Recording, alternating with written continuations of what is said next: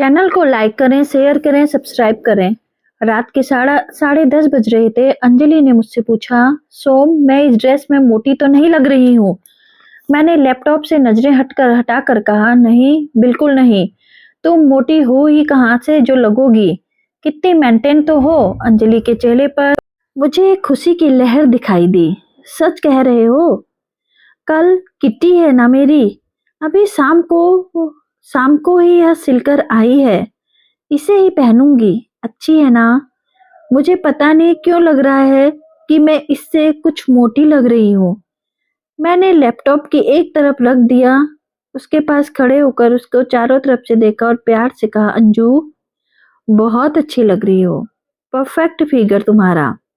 अंजलि मुस्कुरा कर थैंक्स कहते हुए कपड़े बदलने चली गई।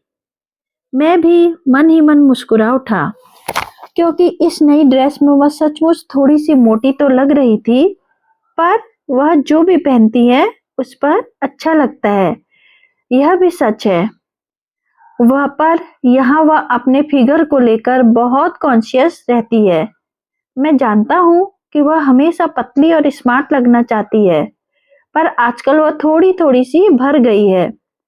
अगर मैंने सच बोल दिया तो कल से ही खाना पीना कम कर डाइटिंग पर आ जाएगी, जबकि वह खाने की शौकीन है और अब तक अपना पूरा ध्यान रखती आई है। पर समय के साथ साथ कुछ बदलाव तो आते ही है ना। और वैसे भी मैं ऐसे बहुत से झूठ बोलता रहा हूँ जिनसे उसे खुशी मिलती है। इतना क्या सत्यवादी हो जाओ कि अपनी ही पत्नी का दिल दिखाओ ना, यह मुझे नहीं होता। मैं कोई झूठा इंसान नहीं हूँ, पर जब बात अंजलि की हो, खुश करने की आती है, तो मैं उसे खूब झूठ बोलता हूँ। सोचते हुए मैंने बच्चों के बेडरूम में झांका। हमारी 20 वर्षीय बेटी सिद्धि और 18 वर्षीय बेटा नमन सो चुके थे। 11 बजे थे। हम दोनों भी सोने जा रहे थे। अचानक अंजलि को याद आया, सोम, तुम्हें बताना ही भूल गई कि अगले हफ्ते भैया आएंगे। यहाँ उनकी कोई मीटिंग है, 1-2 दिन के लिए आएंगे। अरे वाह, बहुत अच्छा है। अपने से 5 साल बड़े कपिल भैया के बारे में वह और बातें करने लगी। मेरा मूड कपिल के आने की बात सुनकर खराब हो गया था, पर प्रत्यक्षतः मैं अंजलि की बातें रुचि लेकर सुनता रहा। थोड़ी देर में अंजलि सो गई, पर आज मैं अपने झूठ बोलने के बारे में सोचने लगा था। अंजलि से बहुत झूठ बोलता हूँ मैं। मेरी प्यारी पत्नी है वो, उससे बहुत प्यार करता हूँ। मैं उसे कभी दुखी नहीं देख सकता। उसका मायका दिल्ली है। यहाँ मुंबई में ऑफिस के काम से कपिल का आना जाना लगा रहता है।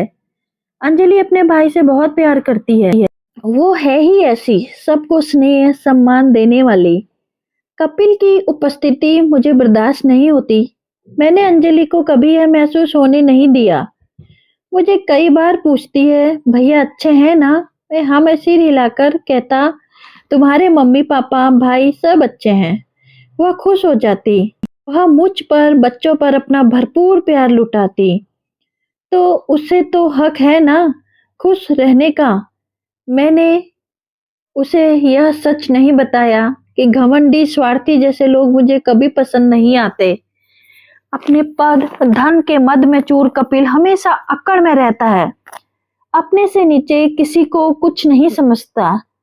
मैं और भी ऐसे कई झूठ बोलता हूँ, जैसे ऑफिस में आकर कहता कि अंजलि, तुम कितना काम करती हो, जबकि मैं जानता हूँ कि उसने दिन में अपना समय बुक्स पढ़ने या फोन में बिताया होगा।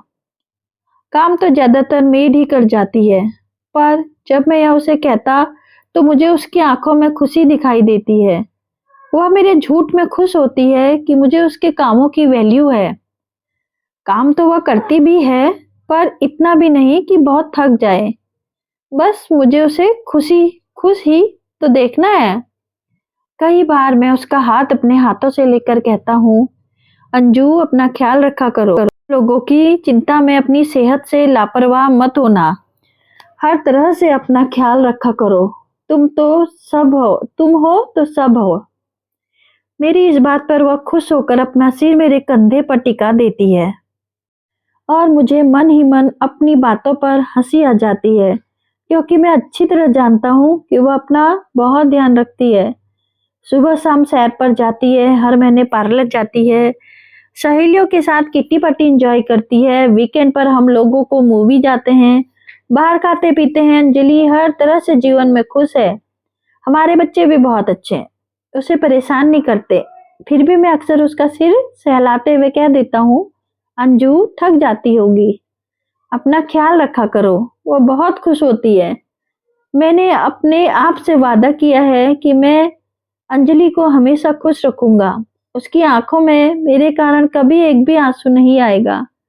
मैं यह किस बात की भरपाई कर रहा हूँ, यह सिर्फ मेरा दिल ही जानता है। ये मेरी स्वर्गवासी माँ, मेरे इन सब झूठों के पीछे मेरी माँ के वो अनगिनत आंसू हैं जो सिर्फ मैंने देखे हैं। हम 3 भाई बहनों में सबसे बड़ा था। मुझसे 2 साल छोटी मीनू, फिर उससे छोटा सोनू। पिताजी सामंतवादी सोच के बनारस के घमंडी सरकारी अधिकारी थे। वे हमेशा पत्नी को पैर की जूती समझने वाले पुरुष थे। हम बच्चों के लिए सिर पर उन्होंने कभी स्नेह भरा हाथ नहीं रखा। शायद बड़ी संतान होने के कारण मैं माँ के बहुत करीब था। माँ के बिना कुछ कहे ही उनके सुख दुख महसूस करने लगा था। माँ को पिताजी ने कभी सम्मान नहीं दिया। हमारे काम हैसियत वाले नैनीहाल में कोई आता तो बिना अपमानित हुए न जाता। नैनीहाल से किसी के आने की खबर सुनकर ही माँ तनाव में आ जाती थी, लेकिन पिताजी के ताने उलाहने माँ के दिल को चीर जाते थे। वे माँ की आंखों में हमेशा नमी रहती थी। एक नौकर की तरह माँ पिताजी के आगे पीछे घूमती रहती थी। पिताजी मुझे कोई अच्छी याद नहीं है। और माँ यह शब्द मन में दोहराते ही मेरी आंखें भीगती चली जाती हैं। पिताजी का अचानक हृदय गति रुकने से देहांत हो गया तो माँ रो रो कर बेहाल हो गई थी। उन्हें हम 3 भाई बहनों ने मुश्किल से ही संभाला था। मुझे मुंबई अच्छी नौकरी मिल गई थी। माँ सोनू मीनू के साथ बनारस में ही रहना चाहती थी, इसलिए मैं भी मुंबई चला गया। धीरे धीरे पिताजी के जाने के बाद माँ को अपने खोल से निकलते देखा मैंने। माँ हंसने बोलने लगी थी। सबसे बड़ी बात जो मुझे पता चली कि माँ को पढ़ने का बहुत शौक था। अब वह कभी भी कोई भी पत्रिका हो या कोई उपन्यास पढ़ती थी। मैंने एक दिन हैरानी से पूछा था, माँ आप तो पहले कभी कुछ नहीं पढ़ती थी, बस इतना ही कहा था तुम्हारे पिताजी को पसंद नहीं है। क्या पसंद नहीं था आपका कुछ पढ़ना? उनके क्लब दोस्तों की महफिलें, उनके स्वभाव व्यवहार, उनकी आदतों से तो अच्छी आदत ही थी ना यह। अब कुछ मत कहो। उसके बाद मैं कहीं भी जाता माँ के लिए किताबें जरूर लाता। कितना मन मार कर जी रही थी माँ। माँ की सहेली की बेटी है अंजलि। अंजलि माँ को बहुत पसंद थी। माँ हमेशा कहती थी कि अंजलि को हमेशा खुश रखना। मीनू सोनू की पढ़ाई लिखाई विवाह अपने सब कर्तव्य मैंने माँ की इच्छा से ही पूरे किए।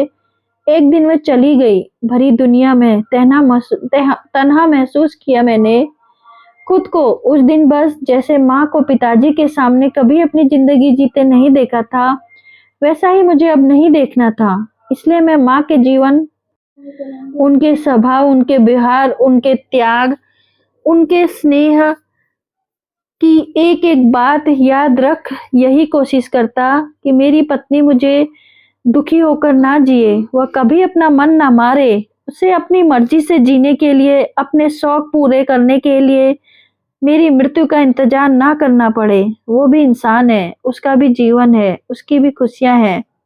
इसलिए अगर अंजलि को खुश रखने के लिए मैं कोई झूठ बोलता हूँ तो इसमें बुरा क्या है? किसी का कोई नुकसान तो है नहीं। ये छोटे छोटे झूठ मेरी पत्नी को खुशी देते हैं। इस झूठ का कोई भी पाप नहीं है। Thank you so much for listening my story. Thank you so much for listening. Subscribe जरूर कीजिएगा और कमेंट भी